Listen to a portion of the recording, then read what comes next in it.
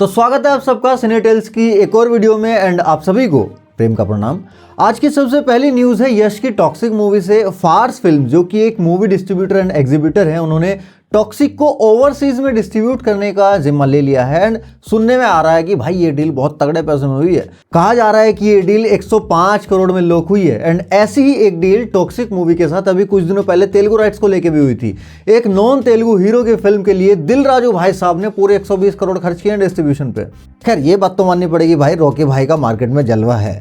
अब आते हैं हमारी आज की नेक्स्ट अपडेट पे, जिसे सुन के आपको लग सकता है कि ये शायद किसी फिल्म स्टार की बात नहीं हो रही है, बल्कि शायद नॉर्थ कोरिया के किसी डिक्टेटर की बात हो रही है। मार्केटिंग वालों को भी जिनसे मिलने के लिए उनके मैनेजर की परमिशन लेनी पड़ती है और उनकी मीटिंग की रूल बुक में एक दो नहीं बल्कि 40-42 ऐसे रूल्स हैं जिनको स्ट्रिक्टली फॉलो करना पड़ता है। और वो स्टार है अपने पुष्पा भाव यानी कि अल्लू अर्जुन। अरे कौन भौंक रहा है ये बदतमीज? नहीं, ये सब मैं नहीं बोल रहा हूं, बल्कि एक लड़की ने एक पॉडकास्ट में कहा है। इस कन्या का नाम है कावेरी बरुआ, जो कि एक ब्रांड स्ट्रेटेजिस्ट बताई जाती है। उन्होंने किसी पॉडकास्ट पे बताया कि वो किसी ब्रांड शूट के लिए अल्लू अर्जुन से मिलने गई थी। उन्होंने क्लेम किया कि मिलने से पहले उन्हें 42 रूल्स की एक लिस्ट थमाई गई भाई, कि ये करना है ये नहीं करना है। जैसे कि सर की आंखों में मत देखना, उनसे हाथ मत मिलाना, उन्हें सर ही बुलाना, अगर वो रूम में आते हैं तो कैसे खड़े होना है, फ़ोन अपना साइलेंट रखना है, वगैरह वगैरह।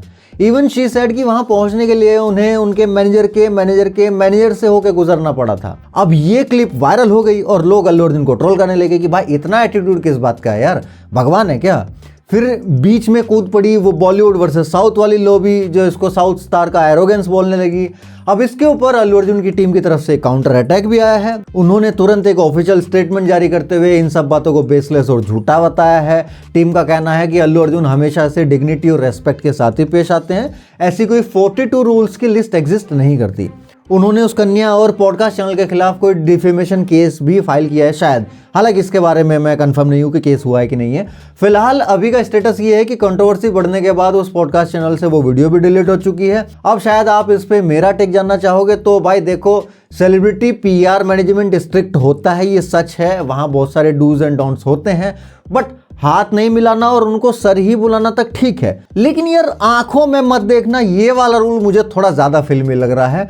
तो हो सकता है उस लड़की ने थोड़ा मसाला वगैरह ज़्यादा लगा दिया हो बातचीत में। आजकल दुनिया भर की भांति भांति की पॉडकास्ट चल रही है भाई, लोगों के पास मसाले की कमी नहीं है। कोई एलियन से मुलाकात कर लेता है तो कोई स्वर्ग में जाके देवराज इंद्र के साथ हर महीने सोमरस पी लेता है। तो पॉडकास्ट में बकैतियों की कोई कमी नहीं है।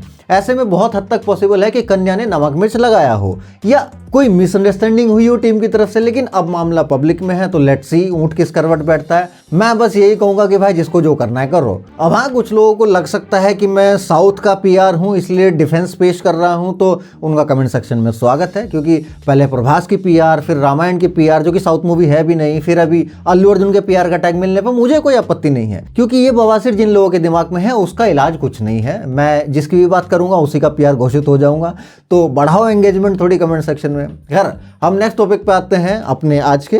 और एक और कंट्रोवर्सी चल रही है सिनेमा के गलियारों में, रणवीर सिंह वर्सेस फरहान अख्तर वाली। हाँ, मामला डॉन 3 का ही है, लेकिन अब ये तूल पकड़ चुका है काफ़ी। एक्सेल एंटरटेनमेंट जो कि फरहान अख्तर एंड रितेश सिद्धवानी का जॉइंट वेंचर है, उनका कहना है कि उन्होंने डॉन 3 की प्री प्रोडक्शन सेट्स और फॉरेन लोकेशंस की रेकी पे 40 करोड़ खर्च कर दिए थे।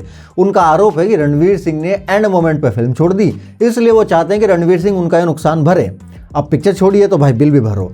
दूसरी तरफ रणवीर सिंह की साइड और भी ज़्यादा इंटरेस्टिंग है। कुछ रिपोर्ट्स के अकॉर्डिंग उन्होंने प्रोड्यूसर्स गिल्ड की मीटिंग में अपनी बात रखी है। वहाँ उन्होंने 2 बड़े रीजंस दिए हैं। रणवीर का कहना है कि फरहान के पास कोई बाउंड स्क्रिप्ट यानी कि फाइनल ड्राफ्ट था ही नहीं, वो हवा में बातें कर रहे थे। और रणवीर ने कहा कि मैं बिना स्क्रिप्ट पढ़े सेट पे नहीं जाऊंगा। साथ ही ये बात भी सामने आई कि एक्सेल एंटरटेनमेंट रणवीर सिंह के पीठ पीछे ऋतिक रोशन से भी बातचीत चला रहे थे रोल के लिए। लेकिन जब रणवीर की फिल्म धुरंधर हिट हो गई तो फरहान अख्तर वापस भागे भागे रणवीर सिंह के पास गए। रणवीर को ये ऑप्शन बी वाला जो एटीट्यूड है उनका पसंद नहीं आया, भाई का ईगो हर्ट हो गया। वेल, इन बातों में कितनी सच्चाई है ये तो भाई दोनों पार्टीज ही जाने, लेकिन इतना तय है कि रायता फैलाया हुआ धुरंधर का ही है सारा। वेल, जब ऋतिक रोशन की बात हुई है तो ये रिपोर्ट्स भी आ रही हैं कि ऋतिक की क्रिश 4 फिर से डब्बे में चली गई है, क्योंकि ऋतिक चाहते हैं कि फिल्म का बजट अप्रोक्सीमेट 500 करोड़ के आसपास होना चाहिए, जबकि फिल्म के को प्रोड्यूसर YRF का मानना है कि ये बजट कुछ ज़्यादा ही है भाई, 350 करोड़ काफ़ी है फिल्म को। अब इन्हीं क्रिएटिव डिफरेंसेस की वजह से फिलहाल के लिए फिल्म होल्ड पे है। वेल, उसके ऊपर मैं एक डेडिकेटेड वीडियो बनाने का प्लान कर रहा हूं, क्योंकि ये फिल्म एंड ये टॉपिक इंडियन सिनेमा के फ्यूचर के लिए काफ़ी ज़्यादा इंपॉर्टेंट है, इसलिए इस पर डीप टॉक्स बनती हैं।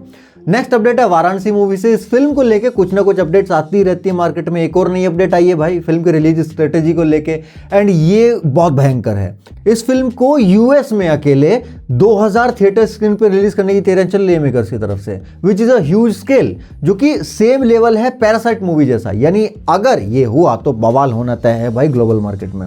फिर इसके बाद हमारी नेक्स्ट अपडेट है रामायण मूवी से।